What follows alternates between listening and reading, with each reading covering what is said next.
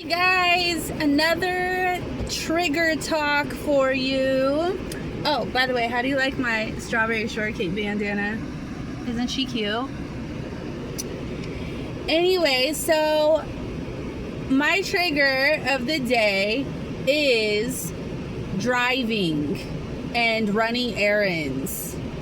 If you were a raging, or still are, a raging alcoholic like I was, you could not possibly fathom running errands and driving around town and driving long distances without drinking and smoking too, for sure, but definitely drinking. I had to have a drink in between my errands, and drinking, I couldn't. The thought was crazy to me to drive from across town, 20 miles, be in the car for 20, 30 minutes and not be currently drinking. Not just tipsy, but like currently drink in my hand as I drive.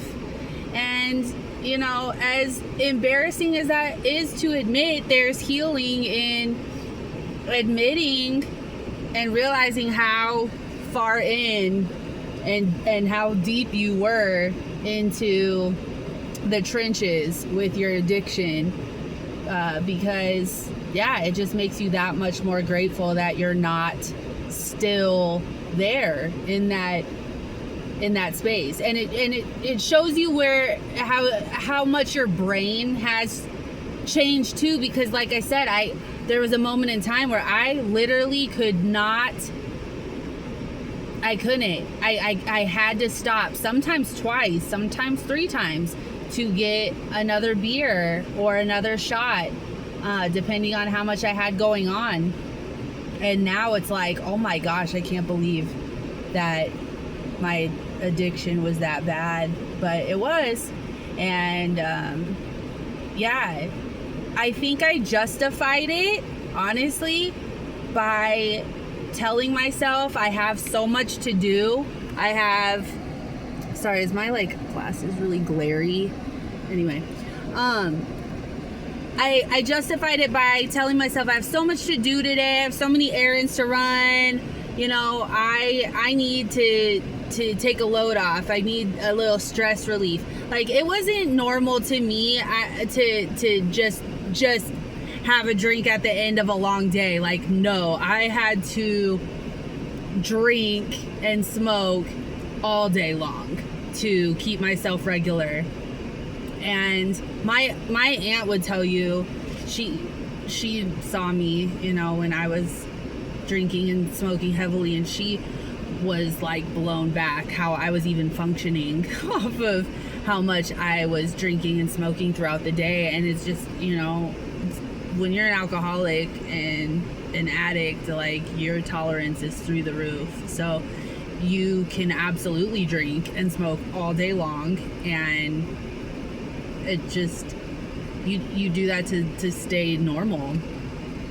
And so that's a trigger for me, or at least I don't really feel tempted anymore to stop and get drinks and stuff, but I absolutely think about it. I think about the fact that was a huge time for me to partake, for sure, while I was out and about. I think too, because I was by myself a lot running these errands, you are able to hide it more.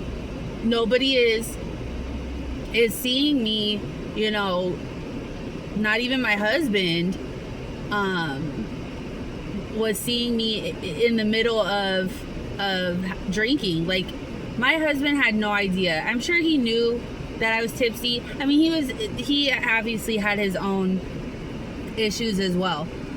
So he was hiding his drinking and the amount he was smoking.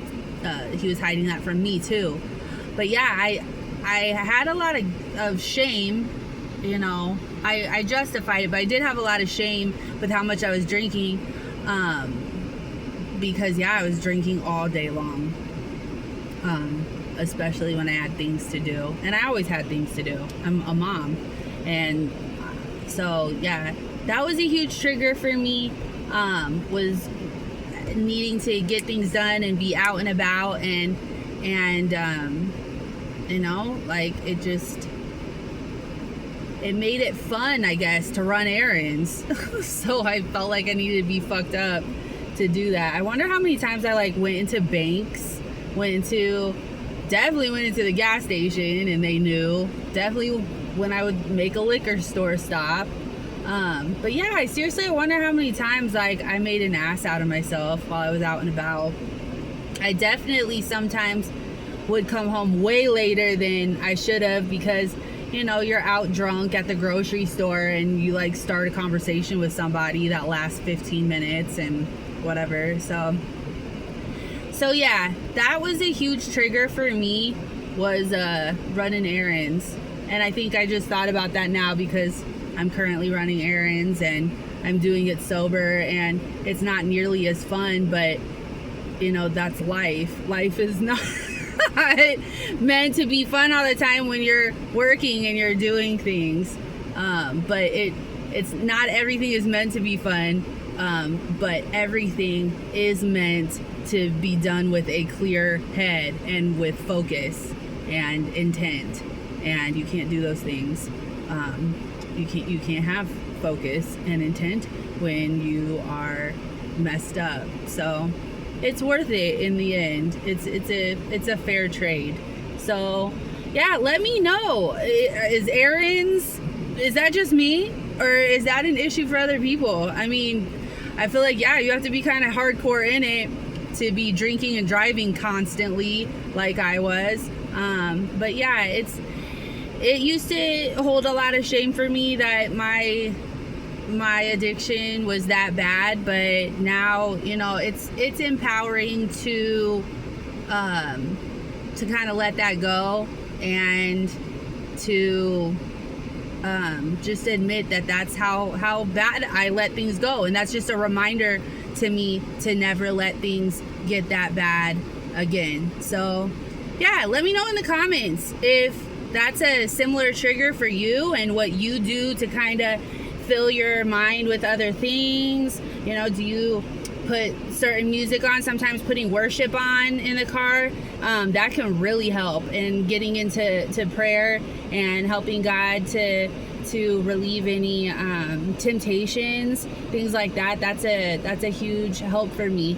And just sometimes realizing that that's a gift to be alone, you know, doing those things and running errands and stuff. That's your alone time, and that's a gift, you know. So yeah, let me know if that's a trigger for you too.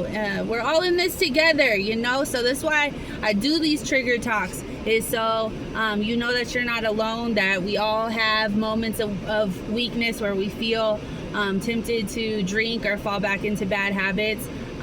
But yeah, the point is to just get through those times. It gets easier every time you say no, and yeah, you feel better in the end. You feel better not giving into those things. You realize how strong you are. So yeah, have a good day, everybody. Love you.